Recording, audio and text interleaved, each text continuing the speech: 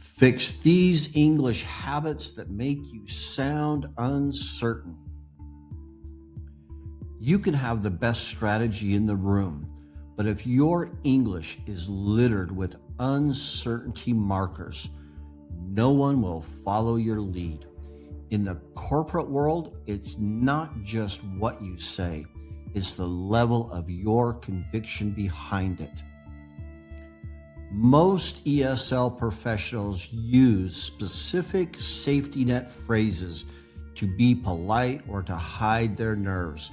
But to an English speaker executive, these sound like lack of confidence.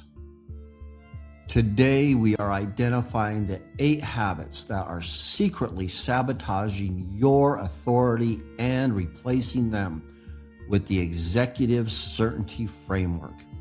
Stick around for habit number 8 because it's a subtle vocal tic that almost everyone misses. The psychology of softeners.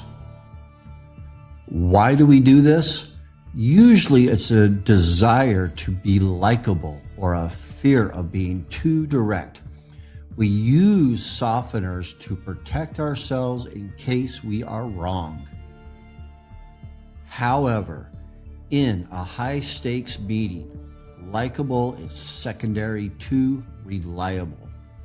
Leaders need to know they can trust your data. If you sound like you're guessing, they will find someone else who sounds sure. Let's start fixing these habits now. Habits 1 through 3, the vocabulary saboteurs. Habit 1, starting with I think. I think the project is on track. Sounds like a guess. Replace it with based on the current data, the project is on track.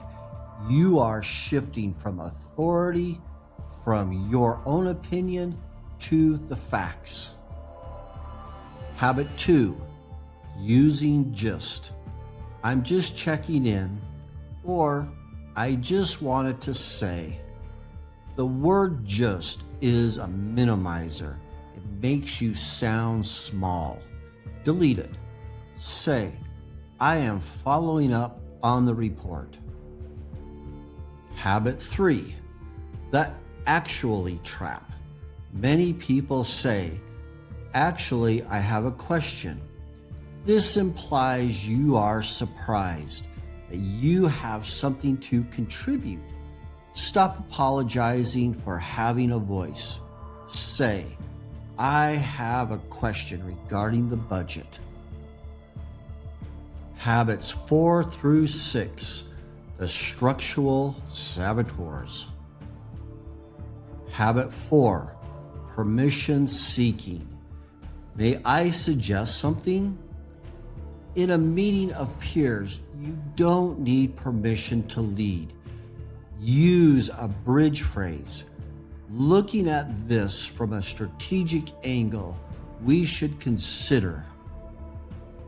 Habit 5, qualifying your expertise.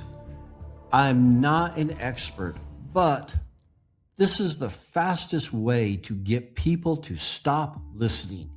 If you are in the room, your opinion is already valued.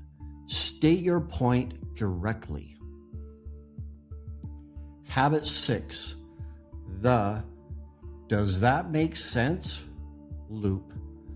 This doesn't check for understanding, it checks for validation. It sounds like you're worried you weren't clear. Replace it with, what are your thoughts on this approach? Habits 7 through 8, the vocal saboteurs.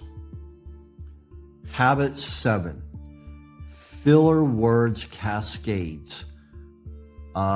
So basically, these are thinking sounds. High status leaders use the 10-second pause instead. Silence sounds like power. Hum sounds like panic. Habit 8, upspeak. This is the subtle one I mentioned. Upspeak is when your voice goes up at the end of the sentence, making a statement sound like a question. The revenue grew by 10%. This signals to the listener that you are asking for their approval. Practice downspeak. Let your pitch drop at the end of the sentence to signal finality and certainty. Changing these 8 habits will feel uncomfortable at first because you are removing your safety nets. But when you speak with certainty, the world responds with respect. If you want to identify your specific uncertainty markers and build a command-level leadership voice, I invite you to apply for my Strategic Communication Advisory. We work one-on-one to ensure your English never holds your career back again. Like, subscribe to join this community of global leaders. I'm Eric. Thanks for watching The Executive English Coach.